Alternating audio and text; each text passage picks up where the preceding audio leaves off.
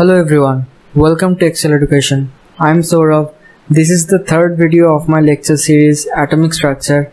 In the previous two videos, we were discussing the various atomic models given by different renowned scientists. The last atomic model we were discussing was the Bohr's atomic model. In today's video, we are going to see the findings or the advantages of Bohr's atomic model and the disadvantages of the same. So, without any further ado, let's get started. The very first thing we came to know from the Bohr's atomic model was the radius of the nth orbit of hydrogen atom. This atomic model tells us that the electron is revolving around the nucleus in a circular orbit.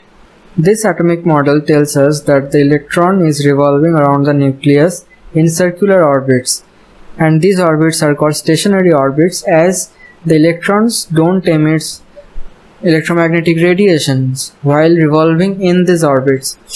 So the atomic model given by Bohr was a 2D atomic model or two-dimensional atomic model, because a nucleus and an electron revolving around that nucleus in specified circular orbits can give us only a 2D model of atomic structure. But we know from the law of Coulomb that a positive charge and a negative charge attract each other. So the electron and the proton must be going through an electromagnetic force. In this case, it is an attractive force. So what is an electromagnetic force? An electromagnetic force is a special type of force which acts only between the charged particles. It can be an attractive one or a repulsive one depending on the nature of that particular charge. In Bohr's atomic model, we have electron which is negatively charged and a positively charged nucleus. So in the case of Bohr's atomic model, the electromagnetic force happening between these two particles is an attractive one. So the electron is experiencing an attractive force while revolving the nucleus. But then there must be another force which is countering this attractive type of force, and the answer is centrifugal force. Now, what is the centrifugal force? The centrifugal force is a special type of force which a body experiences while revolving a point in a circular orbit, and it is directed away from the center around which the body is moving. So the electron while revolving the nucleus must be facing another type of force which is called centrifugal force, and it is directed away from the center. And finally, these two forces must be equal in order to the electron remain in the same orbit. Mathematically, the Coulomb force or the electromagnetic force FEM is Ze square by R square, where Z is the number of proton in the nucleus, E is the charge of the electron, and R is the radius of that particular orbit in which the electron is revolving around the nucleus. And the other force, which is centrifugal force Fc, is equals to mv square by r, where m is the mass of the electron, v square or v is the velocity of the particular electron in the particular orbit in which the electron is revolving, and r is the same as here. So we know that FEM must be equal to Fc, which then implies that Ze square by R square is equals to mv square by r. Now look at this equation very carefully. Z is the number of proton inside the nucleus. Whenever we are experimenting with a particular nucleus or a particular atom, so Z is known to us. E is the electronic charge which is constant. M is the mass of the electron, and this 2 is a constant. And we are here to find the R. But the problem here is that we don't know what is V square or what is V. We don't know the value of V. We don't know the value of V. So to find R from this equation, we must eliminate the V term from here. And for this reason, we must find the value of V square at first, which is V square is equals to Z square by mr from this equation. Now we need to find the value of V. We will take the help of the angular momentum equation. which is mvr is equals to nh by 2 pi. From here we can find the v, which is nh by 2 pi mr, and squaring both sides we will get v square is equals to n square h square by 4 pi square m square r square. Now we just need to substitute the value of this v into this equation, and then the term with v in this equation will be eliminated. So ze square by mr is equals to n square h square by 4 pi square m square r square. Simplifying this equation, we can find r, which is n square h square by 4 pi square m ze square.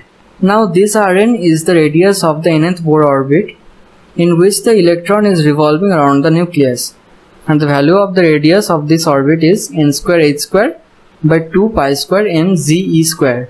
Now in order to find the radius of a particular Bohr orbit, we just need to put the value of the Bohr orbit in the place of n in this equation, and so we can find the result. So what will be the radius of the first Bohr orbit? We just need to put 1 in the place of n in this equation, which is r1 is equals to 1 square h square by 4 pi square m ze square.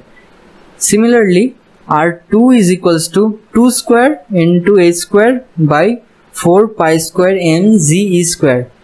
Now look carefully, r2 is nothing but 2 square into this particular term, h square by 4 pi square m ze square, and what it is? This is nothing but r1.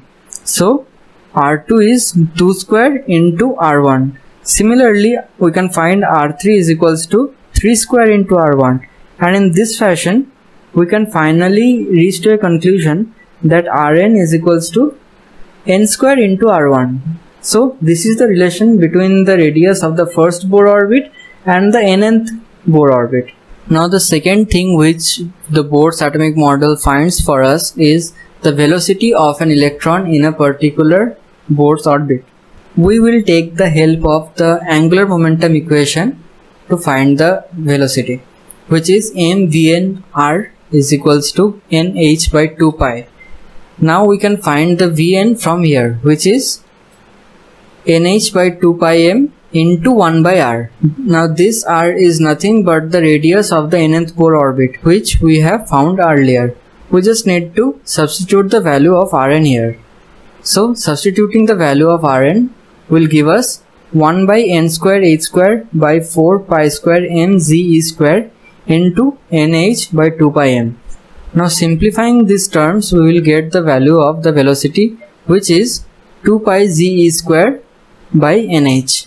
Now Vn, which is the linear velocity of that particular atom revolving around the nth orbit, is 2 pi ze square by nh. If we want to find the velocity of a particular electron revolving in a particular orbit, then we just need to put the value of that particular orbit in the place of n in this equation. So let us try to find the velocity of the first Bohr electron, which is v1 is equals to 2 pi ze square by h or nh. In this case the value of n is 1. For v2 we will get 2 pi into ze square by 2h. This is nothing but 1 by 2 into this term. So in similar fashion we will get Vn is equals to v1 by n. This is a relation between the velocity of the first Bohr electron and the electrons which is revolving in the nth Bohr orbit. A close look into this equation will tell us that the nearer we go to the nucleus, the higher the velocity of the electron becomes. So this is the electron revolving around the nucleus in the first Bohr orbit. If we keep on increasing the value of n, we will see a gradual decrease of the velocity.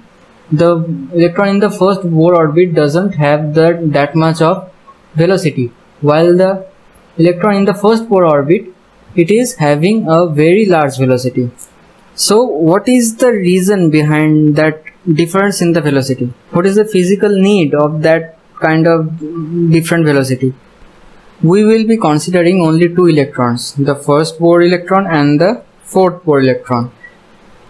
Here the nucleus is positively charged and these electrons are negatively charged. So there must be a electromagnetic attractive force which is taking place between these electrons and this nucleus. And we know that the electromagnetic force depends inversely upon the distance between the particles. So this particular electron must be facing much higher electromagnetic attractive force than this one. To counter that electromagnetic force and to be stationary in this orbit, it has to be dependent on the centrifugal force. And centrifugal force is proportional to the velocity of the electron. So in order to overcome that much of electromagnetic force and to be stationary in this particular orbit, it has to increase the velocity of Vn, or its linear velocity. For this reason, it has a much higher value of Vn, or it possesses a much higher linear velocity than this one, and hence the difference in the velocity arises. So moving to the next topic, energy of the electron in the nth orbit. This is the third thing which the Bohr's atomic model finds for us. So at first we need to know what is meant by the energy of an electron. Now the electron is moving, right? And any moving object has a kinetic energy. So what is a kinetic energy? A kinetic energy is an energy which a body has if and only if the body is moving. The next thing is potential energy. So what is a potential energy? The potential energy is very much different from the kinetic energy. It is defined as the net work done by an agent who has taken a particle to a field where the field is exerting a force on that particle. So let us illustrate that particular phenomena. Let us take an electron here which is very far. Let us take an electron here which is very far from the effective region of the atom. This is the nucleus, and this is the region where the nucleus can exert a force on a particle, or in other words, this is the field of that nucleus. So if the electron is taken by someone to the electromagnetic field region of that nucleus, he must be doing some work, no?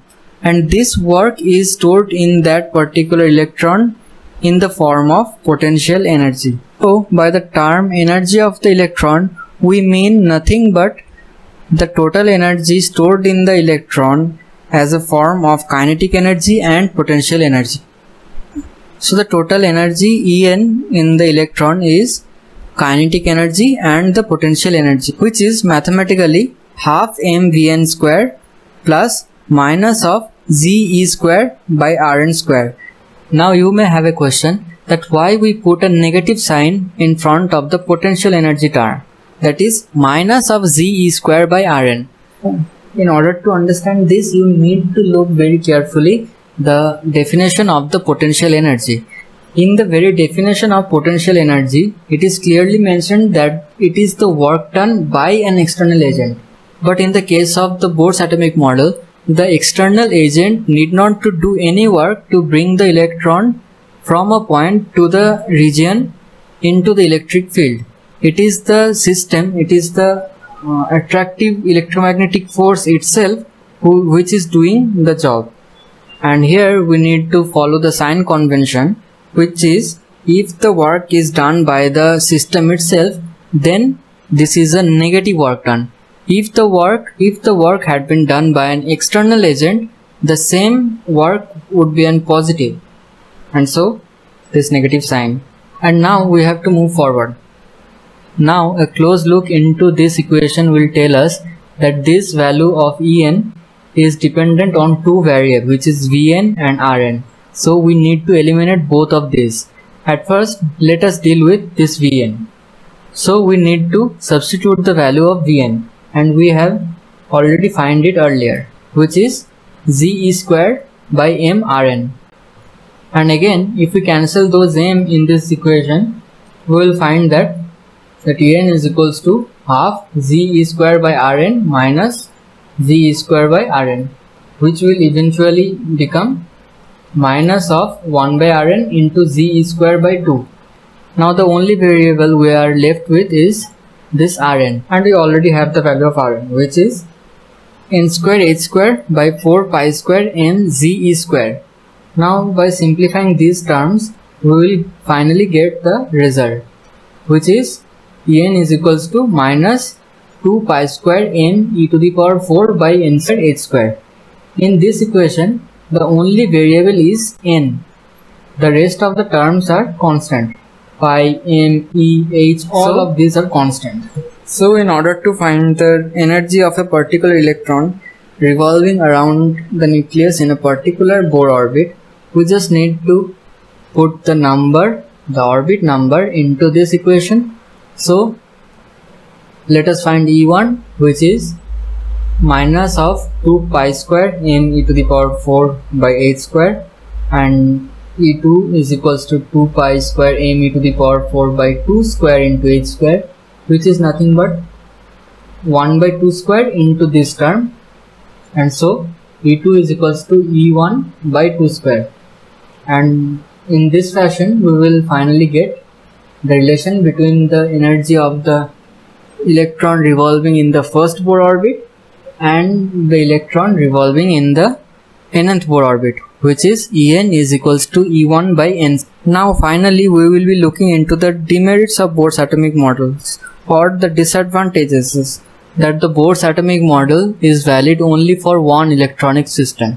It can be the hydrogen atom, or it can be any other ions which only have one electron in the system. The second disadvantage of the Bohr's atomic model is that it cannot explain the fine structure of hydrogen.